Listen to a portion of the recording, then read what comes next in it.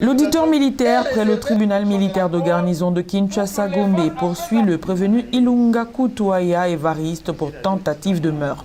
Selon l'auditeur militaire, le prévenu Ilunga Kutuaya Évariste aurait tiré sur Ikala Emily Milans. À l'audience du jour, le tribunal passe la parole au prévenu pour sa version des faits. Le prévenu affirme qu'un de ses amis lui aurait confié son arme. Il soutient en outre que le coup serait parti alors qu'il nettoyait son arme.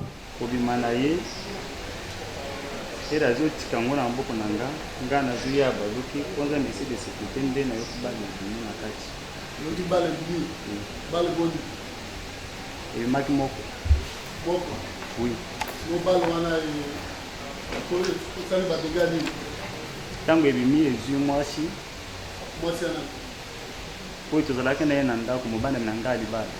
Moi, c'est là. Moi, c'est l'anglais qui a fiancé. Fiancé là. Oui. Tout cela qui n'est pas dans le et ce qu'il a déclaré devant l'OPJ et devant nous. Le ministère public soutient que le prévenu contredit ses propos repris sur les procès-verbaux d'audition. L'organe de la loi parle d'un acte prémédité. Et ce qu'il a déclaré devant l'OPJ et devant nous. Mais chose qui ne voulait pas dire la vérité, c'est sur base des mobiles qu'il avait poussé à tirer sur sa copine. Parce que lui, il dit ici qu'il a tiré une balle et par après, il voulait se suicider. Et à ce moment-là, que la deuxième balle a atteint aussi la fille, donc sa copine. Ce qui n'est pas vrai, Monsieur le Président, honorable membre de la composition. Il a attiré la première balle sur la fille.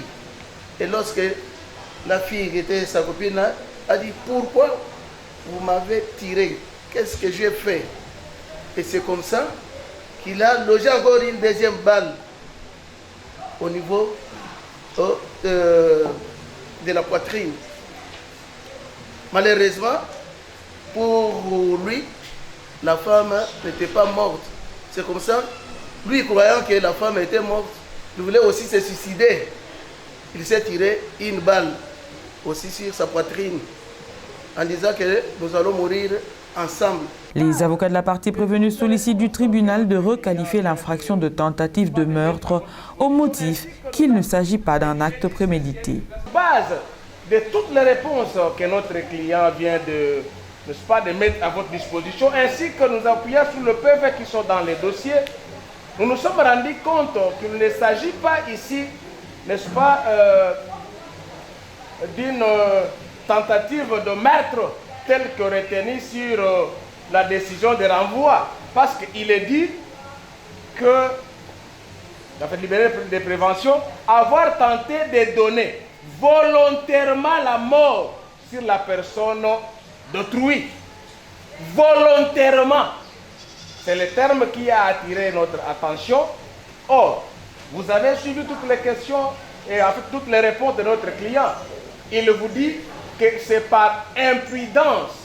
Ce qui nous pousse à prendre la parole, c'est de dire au tribunal que le tribunal est libre lorsqu'il est saisi par le fait de le disqualifier, de le requalifier tel que le tribunal trouvera bon ou tel qu'il sera convaincu par la teneur de fait. L'organe de la loi affirme que le droit de solliciter la requalification ou la disqualification des faits n'est réservé qu'au juge président seul. La qualification est réservée à votre auguste tribunal, pas au ministère public, pas à la défense, pas à la partie civile. C'est réservé à vous. Ce n'est pas la défense qui va vous demander de disqualifier et requalifier les faits, Monsieur le Président.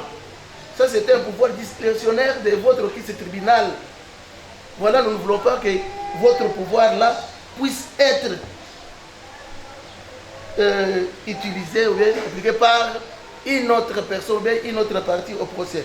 Nous revenons, Monsieur le Président, honorable membre de la composition, parce qu'il vous demande de disqualifier les faits.